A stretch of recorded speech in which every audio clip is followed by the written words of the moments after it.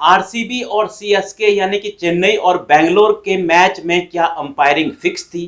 क्या अंपायर जानबूझ के ऐसे फैसले दे रहे हैं, या फिर ये हो रहा है मैदान पर ऐसी गलतियां हो रही हैं अंपायरों से, या फिर वाकई में जो अब लोग बातें कर रहे हैं सोशल मीडिया पर कि अंपायरिंग जो है वो फिक्स है आईपीएल में, क्या ये सच है? क्योंकि आरसीबी और चेन्नई के मैच के दौरान एक ऐसा फैसला जो है वो अंपायर ने दिया है जिसकी वजह से बवाल हो गया है। दरअसल जो चेन्नई के बल्लेबाज डेवार्ड ब्रेविस जब वो खेल रहे थे तो उनको जो है एक बॉल जब आती है लुंगी एनगिडी की, तो उस पर अंपायर नितिन मेनन जो है वो उनको एलबीडब्ल्यू आउट दे देते हैं।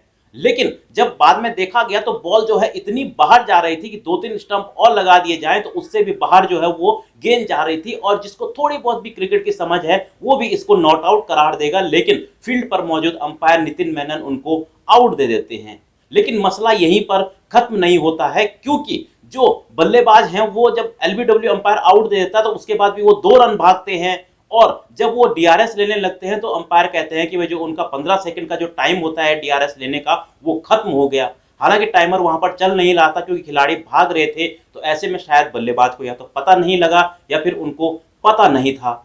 अब इस पर सारे लोग अंपायर की गलती निकाल रहे हैं। हालांकि इसमें जो रूल है वो बताया जा रहा है कि जो रूल होता है उसके हिसाब से जब अंपायर एलबीडब्ल्यू आउट दे देता है तो उसके बाद बॉल जो है वो डेड हो जाती है, और उसके बाद खिलाड़ी रन नहीं भाग सकता। अगर वो भागता भी है तो वो काउंट नहीं होते, भले ही बाद में वो चाहे नॉट आउट भी हो तो भी वो रन जो है वो काउंट नहीं होते हैं। तो यहाँ पर कहीं ना कहीं जो गलती है वो खिलाड़ी जो डेवार्ड ब्रेविस हैं उनकी भी है कि जब अंपायर ने उनको आउट दिया था एलबीडब्ल्यू तो उनको सीधा रिव्यू लेना चाहिए था, वो भागने क्यों लगे?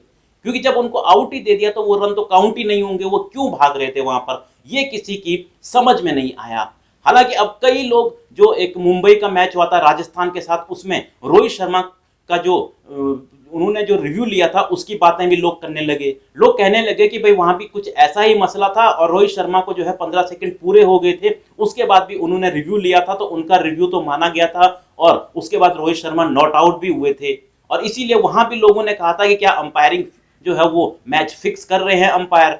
और अब इस मैच में कहीं ना कहीं अंपायरिंग पर एक बार फिर से सवाल तो उठ रहे हैं। हालांकि रूल कुछ भी कहते हों, इरफान पठान को भी ये आकर कहना पड़ा कि भाई रूल कुछ भी कहते हों, लेकिन ये तो साफ दिख रहा है कि यहाँ पर नॉट आउट है। ये अंपायर की तरफ से एक बहुत बड़ा ब्लंडर था, ये साफ तौर पर नॉट आउट था। अब यहाँ पर जो रूल है उसके हिसाब से देखा जाए तो वो तो बिल्कुल सही है, अंपायर अपनी जगह सही है।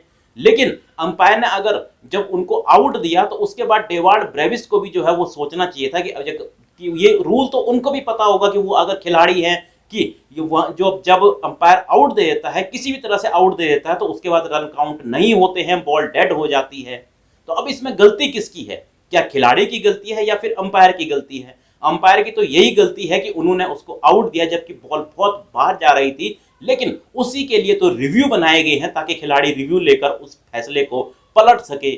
लेकिन अब कंपैरिजन हो रहा है रोहित शर्मा के उस रिव्यू में जिसमें शायद 15 सेकंड हो चुके थे, फिर भी उनके रिव्यू को माना गया, और ब्रेविस के रिव्यू को जो है वो माना नहीं गया और कहा गया कि आपका 15 सेकंड का टाइम ओवर हो गया है, और इसलिए जो ब्रेविस है वो वहां पर वापस चले जाते हैं जब मैच जो है अहम मोड़ पर फंसा हुआ था, और उसके बाद चेन्नई ये मैच सिर्फ 2 रन से हार जाती है। तो कहीं ना कहीं ये जो अंपायर का ब्लंडर था, ये फैसला था, ये भी चेन्नई की हार में एक बड़ा कारण रहा। फिलहाल क्या आपको भी लगता है कि जो आईपीएल है उनमें जो है मैच फिक्सिंग हो रही है? लोग इसको आईपीएल की जगह आईएफएल कह रहे हैं, इंडियन फिक्सिंग लीग। क्या ये सच है इस तरह कहना?